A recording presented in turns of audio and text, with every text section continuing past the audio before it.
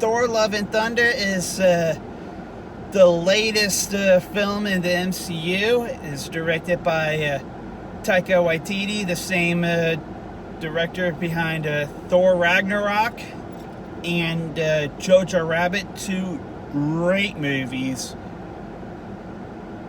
Christian Bale plays Gorr the God Butcher, who feels like he's been wronged by the gods. And so he goes around and starts killing all of them. And then eventually, when he finds New Asgard, he kidnaps all the children there and uses them as bait so that he could kill Thor, the God of Thunder. And with the help of his ex-girlfriend, Jane Foster, who is now able to possess Mjolnir, Thor and also Valkyrie and Korg, Thor goes off to stop Gorr from reaching eternity. And I was really looking forward to this movie because I like what they've done with the character. I like what's been done with the character. In the first movie, he gets humbled because he has to show that he is worthy of his powers, and it feels rather Shakespearean, which shouldn't be a surprise because the first Thor movie was directed by Kenneth Branagh, a Shakespearean actor.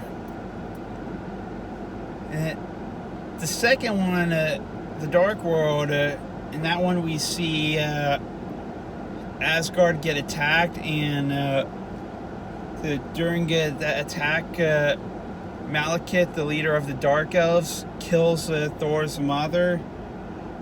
And then later on in the movie, Thor ends up believing that his brother Loki was killed, only to find out in Ragnarok that Loki wasn't killed, and that that the two of them also find out that they have a sister who, upon the death of their father, Odin, is freed from her prison. And again, Asgard gets attacked in Ragnarok. And now this time it gets absolutely destroyed. Then Thor sees his brother die at the hands of Thanos. Then he sees half of his friends die at the hands of Thanos. And this is, in short, Thor has gone through some shit in the MCU.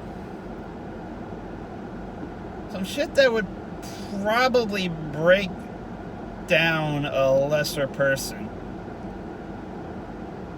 But what I really like about his character is he has a ton of character. Because he's always coming out with a smile. That's one thing that I love about this character. No matter what gets thrown at him, he's always coming out with a smile. Like, nothing seems to really faze him. He always seems to come out for the better. And that is very much the case here in Love and Thunder, because Jane is actually dying. Yes, they take that element from the comic books. The Mighty Thor, I believe that was part of the Mighty Thor storyline, and that is a major part of Jane's backstory, just like dealing with mortality. And at the end, I was actually left in tears, because this is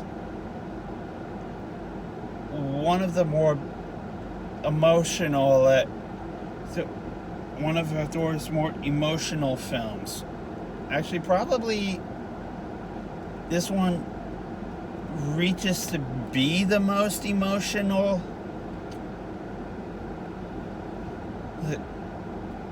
And it mostly works. I think it probably works at least 90% of the time.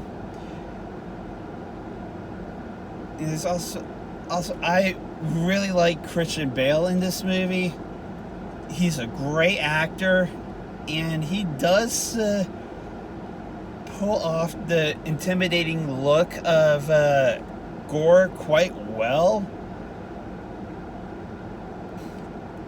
And also, the advertising, I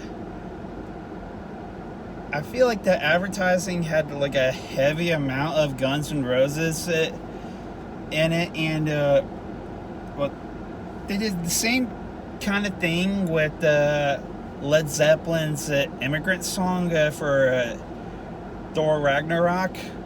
They used that quite a bit in the advertising, and I feel like they've really used the melody to Guns N' Roses' Sweet Child O' Mine a lot in the marketing for this one. And well, when it came to the soundtrack having a lot of Guns N' Roses, they weren't falsely advertising it anything. There was a good bit of Guns N' Roses in it, including some songs that I didn't think that they were going to use. Some songs that were actually pleasant surprises for the soundtrack. Actually, it's just really 3 Guns N' Roses songs that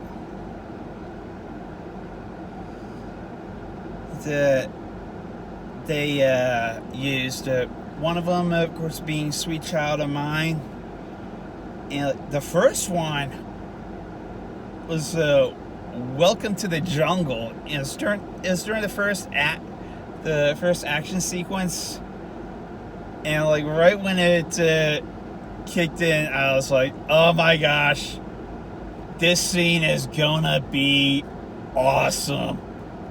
And it is. During that first action sequence, I was just smiling, because I thought that the visuals and the music, just the energy of them just matched so well, and it really does feel like it's a Taika Waititi Thor movie, which I really liked. I really like just about everything in this movie. It's a lot of fun. It's really emotional. The soundtrack is awesome. I'm going to give Thor Love and Thunder an A-.